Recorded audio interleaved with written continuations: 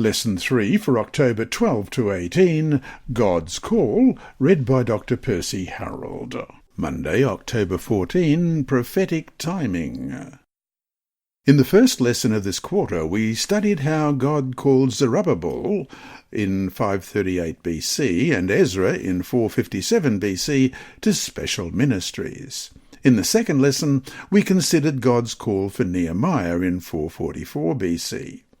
We need to realize that these callings were performed in harmony with God's foreknowledge. For example, Zerubbabel was moved by God to do a specific task in response to the end of the 70 years of captivity that Jeremiah had prophesied.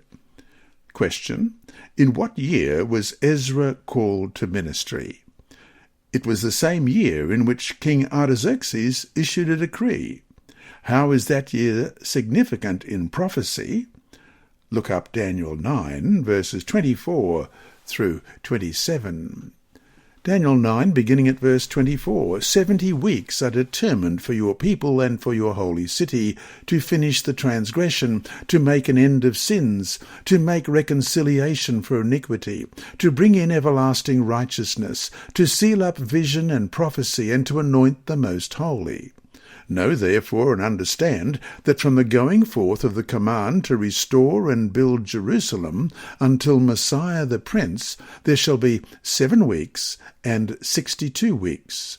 The street shall be built again, and the wall even in troublesome times. And after the 62 weeks, Messiah shall be cut off, but not for himself. And the people of the prince who is to come shall destroy the city and the sanctuary. The end of it shall be with a flood, and till the end of the war desolations are determined. Then he shall confirm a covenant with many for 1 week, but in the middle of the week he shall bring an end to sacrifice and offering. And on the wing of abominations shall be one who makes desolate, even until the consummation, which is determined, is poured out on the desolate. Daniel 9:25 states that from the going forth of the command to restore and build Jerusalem until Messiah the Prince, there shall be 7 weeks and 62 weeks. The last week of this prophecy is mentioned in verse 27. Since 1 week contains 7 days, a prophetic week equals 7 years, as we read in Numbers 14, verse 34. According to the number of the days in which you spied out the land, 40 days, for each day you shall bear your guilt 1 year, namely 40 years.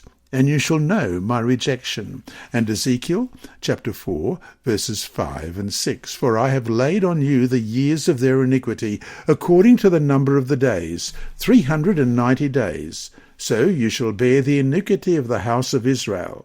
And when you have completed them, lie again on your right side.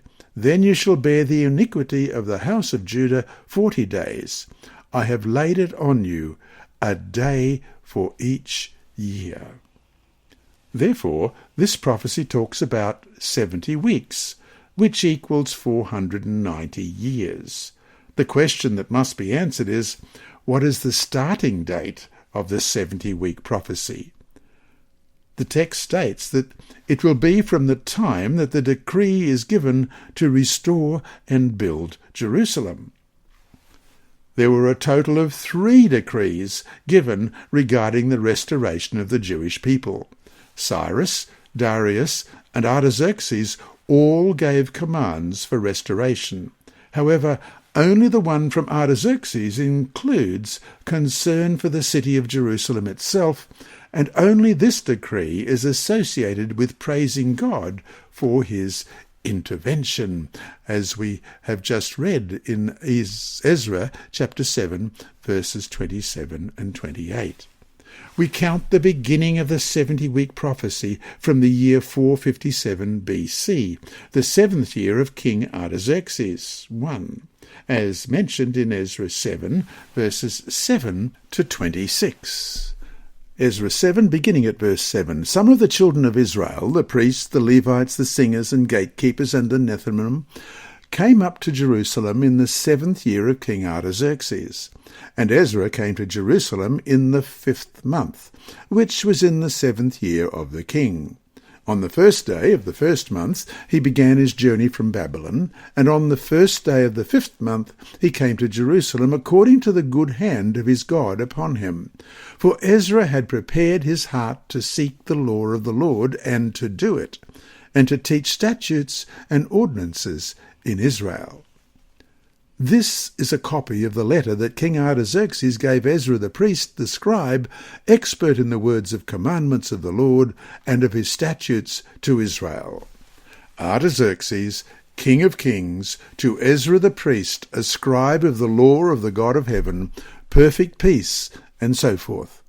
I issue a decree that all those of the people of Israel and the priests and Levites in my realm who volunteer to go up to Jerusalem may go with you. And whereas you are to carry the silver and gold which the king and his councils have freely offered to the God of Israel, whose dwelling is in Jerusalem. And whereas all the silver and gold that you may find in all the province of Babylon, along with the freewill offering of the people and the priests, are to be freely offered for the house of their God in Jerusalem.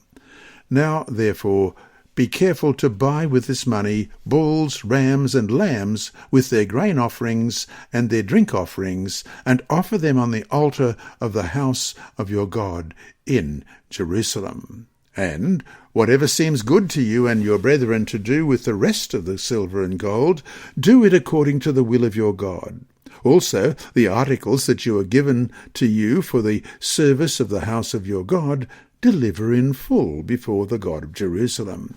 And whatever more may be needed for the house of your God, which you may have occasion to provide, pay for it from the king's treasury.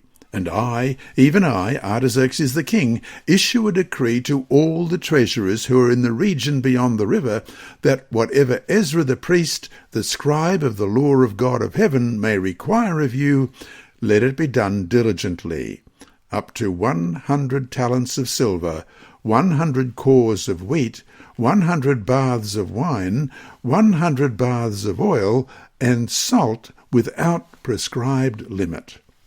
Whatever is commanded by the God of heaven, let it diligently be done for the house of the God of heaven. For why should there be wrath against the realm of the king and his sons?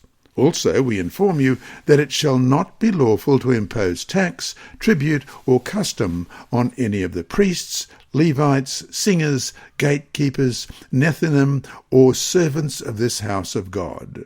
And you, Ezra, according to your God-given wisdom, set magistrates and judges who will judge all the people who are in the region beyond the river, all such as know the laws of your God, and teach those who do not know them. Whoever will not observe the law of your God and the law of the king, let judgment be executed speedily on him, whether it be death or banishment or confiscation of goods or imprisonment.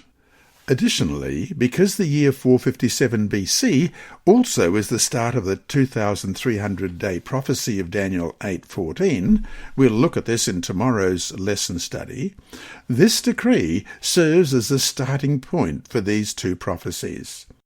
The 70 weeks end with year AD 34, which is when the preaching of the gospel was enlarged and also went to the Gentiles, marked by the persecution of the early church and the martyrdom of Stephen.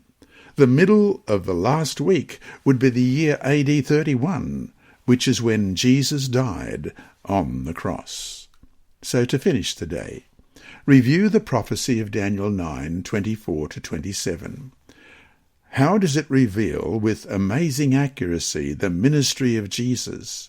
How should a prophecy like this firmly establish your faith? Daniel chapter 9, verses 24 and 27. 70 weeks are determined for your people and for your holy city to finish the transgression, to make an end of sins, to make reconciliation for iniquity, to bring in everlasting righteousness, to seal up vision and prophecy, and to anoint the most holy.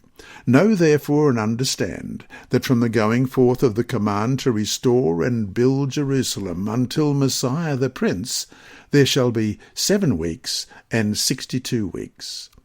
The street shall be built again, and the wall, even in troublesome times. And after the 62 weeks, Messiah shall be cut off, but not for himself. And the people of the prince who is to come shall destroy the city and the sanctuary. The end of it shall be with the flood. And till the end of the war desolations are determined. Then he shall confirm a covenant with many for 1 week. But in the middle of the week he shall bring an end to sacrifice and offering. And on the wing of abominations shall be one who makes desolate, even until the consummation which is determined is poured out on the desolate. This week's lesson has been read by Dr. Percy Harold from Queensland, Australia. It is brought to you by Hope Channel, the Sabbath School Department, and through the services of Christian Services for the Blind. A video of this podcast also occurs on YouTube. Remember, God is always faithful.